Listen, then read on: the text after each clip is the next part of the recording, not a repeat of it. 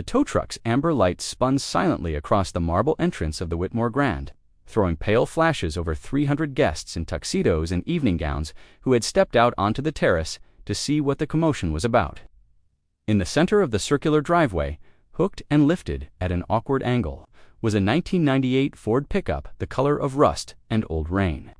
Its bed lined with a faded magnetic sign that read Dorian Hale Handyman Services. Reliable, honest, affordable. And hey, welcome back! Before we start, like the video and tell me where you're watching from. Drop your country in the comments. Dorian Hale stood at the edge of the crowd in a borrowed blazer that didn't quite fit through the shoulders. Watching a stranger's truck, his truck rise off the pavement like something being repossessed from his life in front of everyone he had spent the last 4 hours trying to impress. A valet in a red vest was explaining something to the tow operator, gesturing toward a small sign near the fountain that Dorian hadn't noticed when he arrived. Reserved Parking Whitmore Foundation Gala. All other vehicles will be towed at owner's expense. Somewhere behind him, a woman's voice, smooth and amused, carried just far enough to reach him. "Well," she said to her companion, not lowering her voice at all, "at least the entertainment's included tonight." Laughter followed, brief and cutting, the kind that doesn't need to be loud to leave a mark. Dorian didn't turn around. He watched his truck swing onto the flatbed, and for a moment, in the reflection of the tow truck's side mirror, he caught his own face. He reached into his jacket pocket, felt the folded seating card with his daughter's careful handwriting on the back. "Good luck, Dad, you got this," and slid it deeper into the fabric, out of sight. 3 hours earlier, none of this had seemed possible. 3 weeks before that, it hadn't even seemed like a beginning. Dorian had been kneeling in the crawlspace beneath a house on Larkspur Avenue, flashlight between his teeth, replacing a corroded pipe joint for a client who paid late more often than she paid on time. When his phone buzzed against the plastic sheeting beside him, he didn't check it until he was back in daylight, wiping grime from his hands with a rag that had seen better decades. The message was from a name he hadn't expected to see again. Michael Webb, a former co-worker from the maintenance crew at Whitmore Properties, the commercial real estate arm that managed half the office towers in the city. Michael had moved into facilities coordination 2 years ago and had, apparently, not forgotten who used to fix things properly. We're hosting the annual charity gala for the Whitmore Foundation next month. Need reliable people on standby for last-minute building issues. HVAC, plumbing, electrical, whatever breaks. Pays well, you free. Dorian read it twice before responding, because work like that didn't usually find him. Work like that came with connections, with somebody vouching for your name in a room you'd never be invited into otherwise. He typed back, "I'm free, send details." What Michael didn't mention, what Dorian wouldn't learn, until much later, was that the invitation wasn't just for standby repair work. It was technically for something else entirely, something Michael himself didn't fully understand yet, buried in an email he'd been asked to forward without asking questions. For now, all Dorian knew was that he had a suit to rent a 9-year-old daughter to arrange childcare for, and a truck that needed an oil change before it could be trusted to make the 20-mile drive into the city without complaint. His daughter, Ivy, sat on the counter that evening, swinging her legs while he laid out the rental suit on the back of a kitchen chair like it might disintegrate if handled carelessly. "Is it a fancy party?" she asked. "Fancy enough that I had to borrow a jacket," Dorian said. "Are you nervous?" He considered lying the way parents sometimes do to keep the world simple for their kids a little longer. Instead, he said, "A little, but nervous just means something matters. That's not always bad." Ivy nodded like this was obvious, the way children do when adults finally say something that makes sense to them, and went back to drawing a lopsided sun on the back of an old envelope. Dorian Hale had raised his daughter alone since she was 4, after a divorce that had taken the house, most of the furniture, and for a while most of his confidence, though never his patience. He ran his handyman business out of the bed of that old Ford truck, working referrals and word of mouth. He fixed what broke. He showed up on time. He didn't cut corners, even when no one would have noticed if he had. It was, by any modest measure, a good life. Not an easy one, not a wealthy one, but good. The gala took place at the Whitmore Grand, a hotel whose lobby chandelier alone probably cost more than Dorian's truck, house, and business combined. He arrived 2 hours early, as instructed, and reported to the building's facilities office in the service corridor, where Michael met him with a firm handshake and a badge on a lanyard that said, "Contractor, temporary access." "Appreciate you coming," Michael said. "Should be quiet tonight. Just be ready if something goes sideways. One of the freight elevators has been sticking, and the kitchen's worried about a walk-in cooler that's been running warm. I'll take a look at both before." "Things get going," Dorian said. The elevator needed a sensor realignment, a 15-minute fix that saved the event coordinator a minor disaster during setup. The walk-in cooler had a failing door gasket, which Dorian patched well enough to hold through the night, promising a proper replacement the following week. By the time the first guests began arriving, it was Michael, watching him work with the kind of easy competence that came from decades of not overthinking anything, who made an offhand suggestion that would change the shape of the entire evening. "You should stick around after," Michael said. "There's a mingling hour before the speeches. Foundation likes to thank the vendor staff who keep these things running." "You earned it." Dorian hesitated. He wasn't dressed for mingling, he was dressed for fixing things.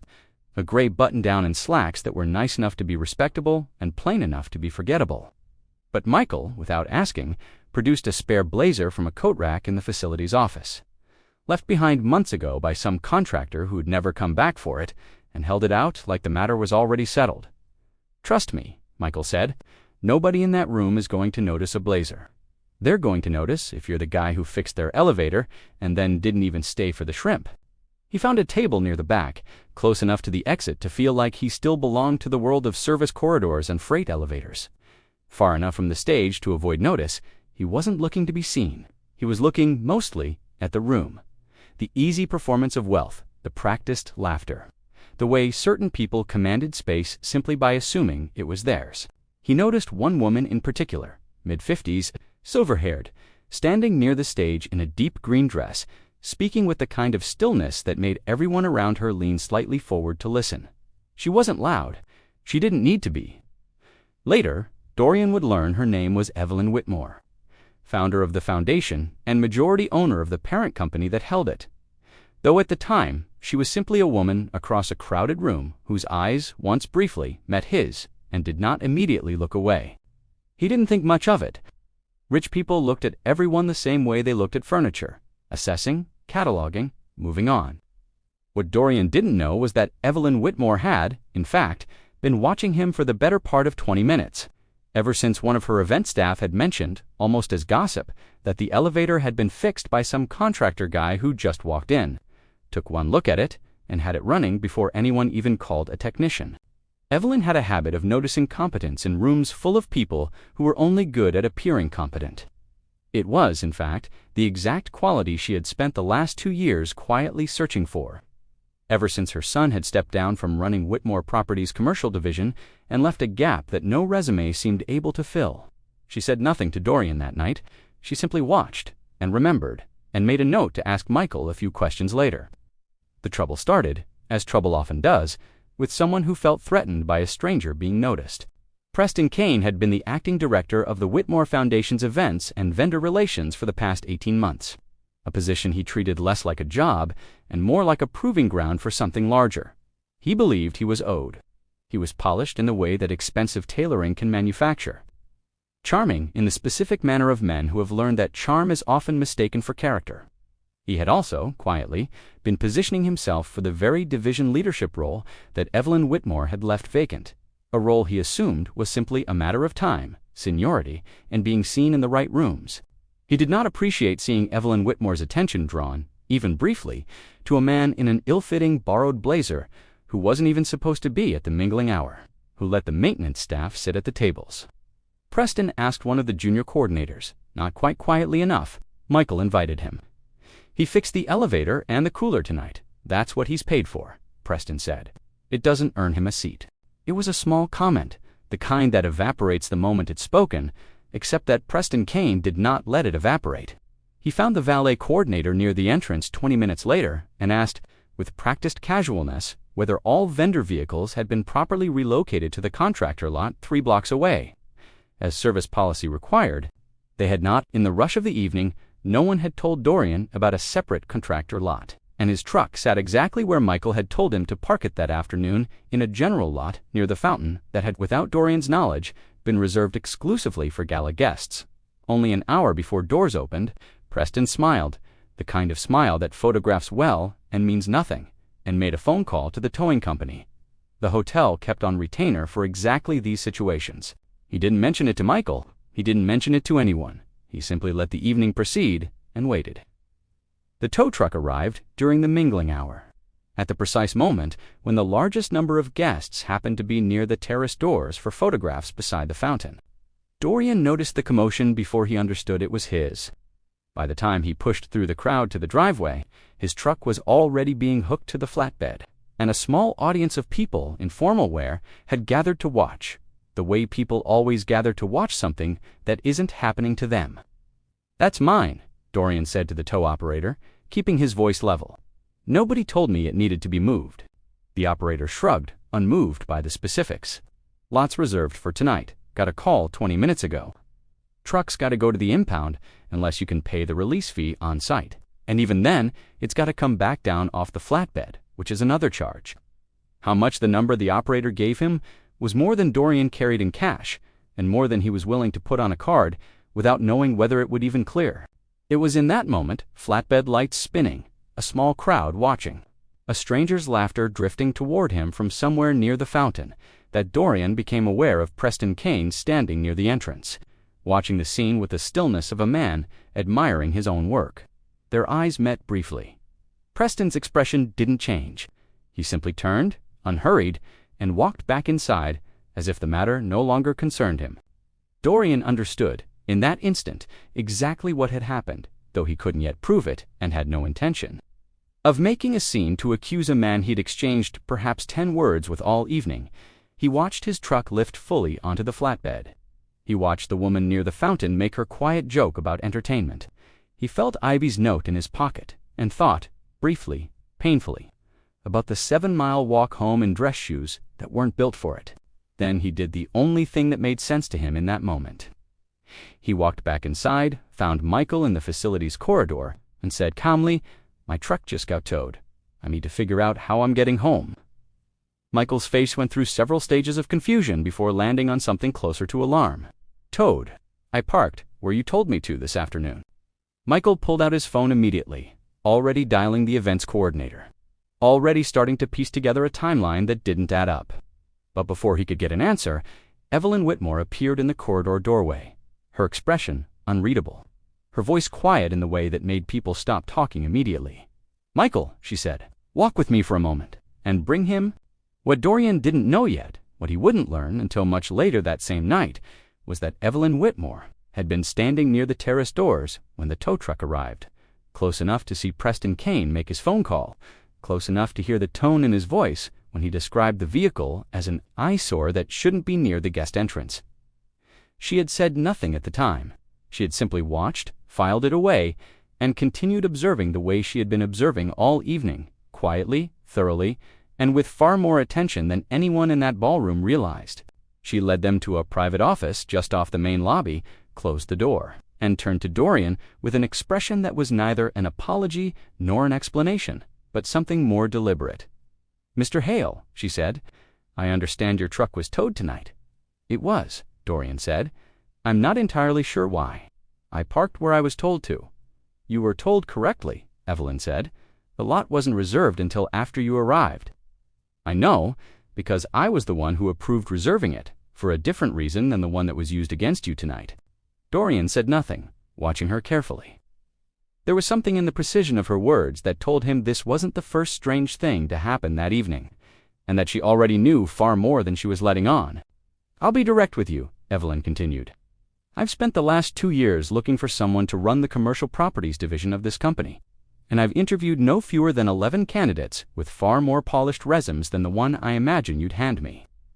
None of them noticed a failing elevator sensor before it became a $5,000 service call. None of them fixed a walk-in cooler gasket without being asked, on their own time, before an event even began. You did both of those things tonight without expecting anyone to notice." "I was just doing the job I was hired for," Dorian said. "That," Evelyn said, "is precisely the point. She didn't offer him anything that night, no contract, no title, no promise. She simply asked him to come to her office the following Monday. gave him a card with a direct line that bypassed at least 4 layers of assistance, and arranged, without being asked, for his truck to be released from impound before he even left the building. The fee quietly absorbed by the Foundation's events budget as a facility's oversight. Michael walked him out to a taxi 20 minutes later, still visibly shaken by how close the evening had come to ending in genuine embarrassment for the company. "I don't know what just happened," he admitted, "but I don't think you should ignore that phone call Monday." Dorian didn't ignore it. What followed over the next several weeks was not the dramatic, instantaneous reversal that office gossip would later make it sound like. It was slower than that, and more deliberate, because Evelyn Whitmore did not build reputations on impulse. She started him in a temporary advisory role, reviewing maintenance contracts across the company's 12 commercial properties, a task so unglamorous that no one questioned why a stranger in a slightly too large blazer had been given access to building files. What Dorian found, within his first week, was a pattern that made his jaw tighten in a way that had nothing to do with anger and everything to do with quiet. Professional disbelief. Nearly every major maintenance contract across the portfolio had been awarded in the past 18 months to a single vendor, Kane Facilities Solutions, a company whose registered address matched, almost exactly, an apartment 3 blocks from Preston Kane's own residence, and whose invoices were on close inspection, inflated by anywhere from 30 to 60% above market rate for comparable work. Dorian didn't say anything to anyone about it yet. He simply built a spreadsheet, quietly, the way he'd once diagnosed 100 small leaks before they became a flood, methodically, patiently, without drawing attention to the work until the picture was complete. Preston, for his part, noticed Dorian's continued presence in the building with a discomfort he didn't bother hiding particularly well. He made comments in meetings that were technically polite and functionally dismissive. "I'm sure Mr. Hale means well, but this is a fairly technical field," and once, in front of 3 other coordinators, referred to Dorian as our little charity project, a phrase that traveled through the office faster than any memo could have. Dorian said nothing in response. He simply kept working, kept documenting, kept showing the same steady patience that had gotten Ivy through 9 years of a life that hadn't always been easy, and that had gotten him through a divorce that could have broken a lesser man's resolve. It was 3 weeks into this arrangement, on a Thursday afternoon, that Preston made the mistake that would end everything. A routine fire suppression inspection at one of the company's downtown office towers had failed. Flagged by an outside auditor as a serious safety violation, the kind that could trigger fines, lawsuits, and in a worst-case scenario, real harm to the hundreds of employees working in that building every day. Someone needed to be held responsible.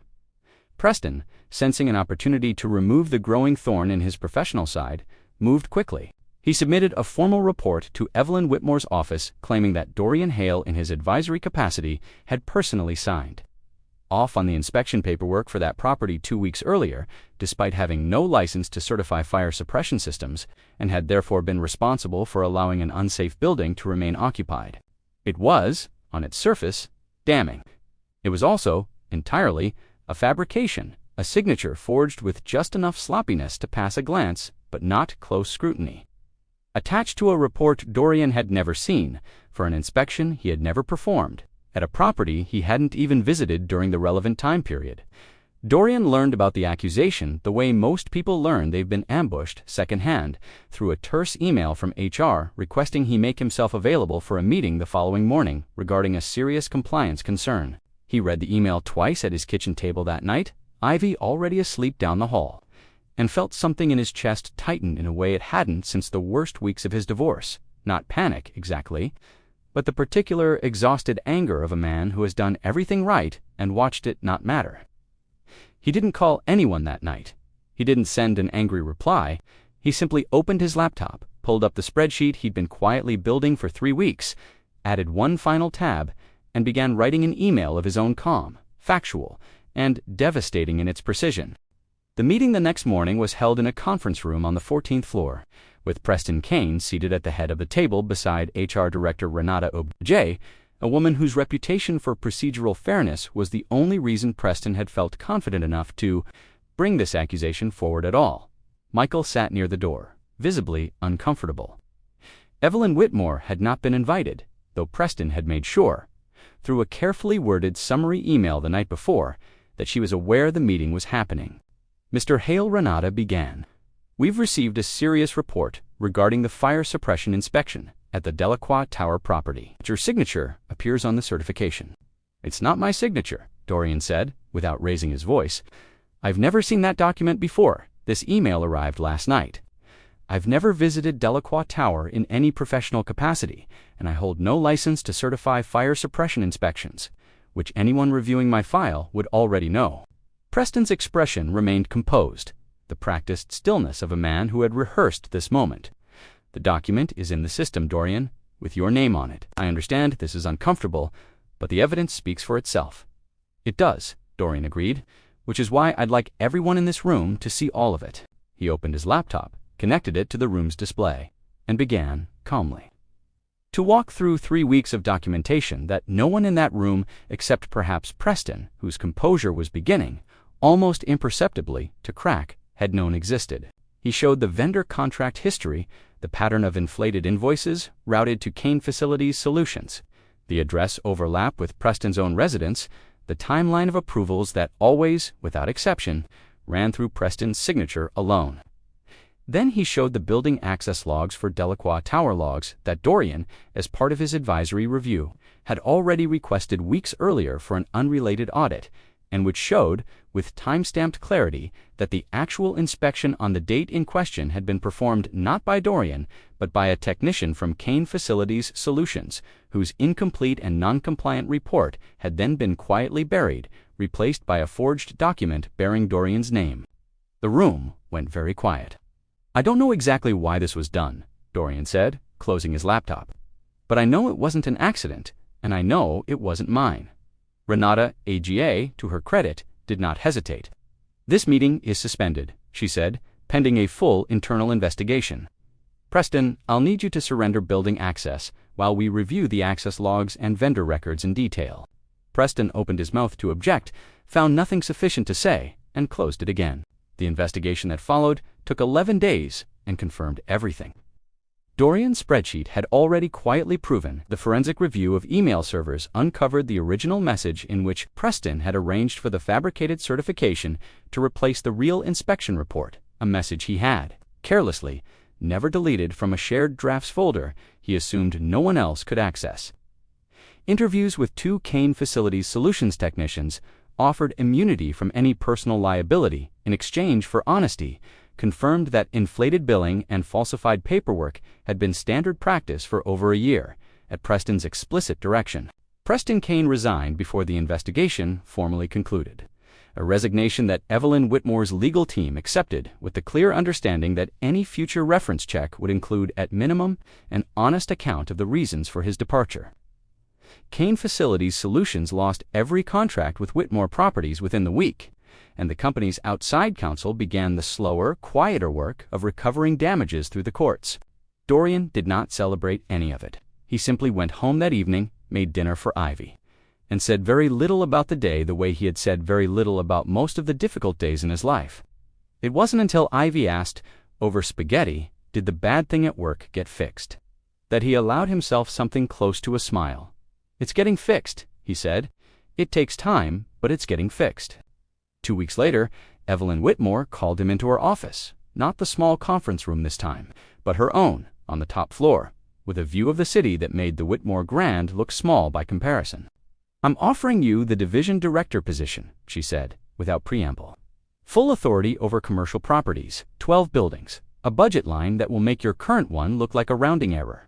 I should have offered it to you the night I met you, but I wanted to see how you handled pressure first. I think we both know now. Dorian sat with that for a long moment before responding. I appreciate it, he said, but I have conditions. Evelyn raised an eyebrow, not offended, mildly intrigued. Go on.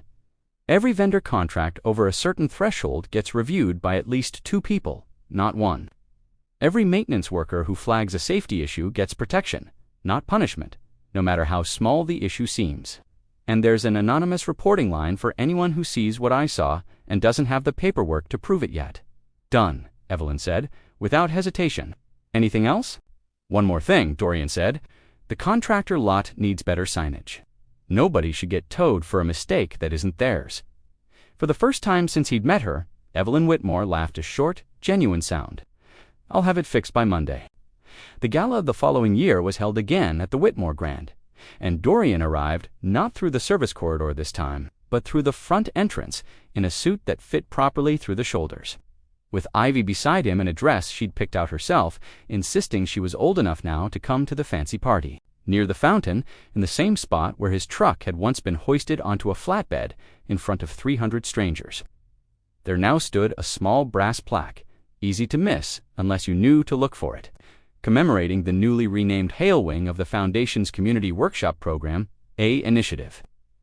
Dorian had built from the ground up over the past year, offering trade skills, training, and paid apprenticeships to young people who, like he once had, needed someone to notice what they were capable of before anyone else did.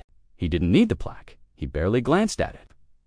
What he noticed instead, walking past the fountain with his daughter's hand in his, was the old Ford truck itself, restored, repainted, and parked in a place of honor near the workshop entrance, kept not as a monument to how far he'd come, but as a reminder of exactly where he'd started, and of every person who might still be standing where he once stood, waiting for someone to look twice.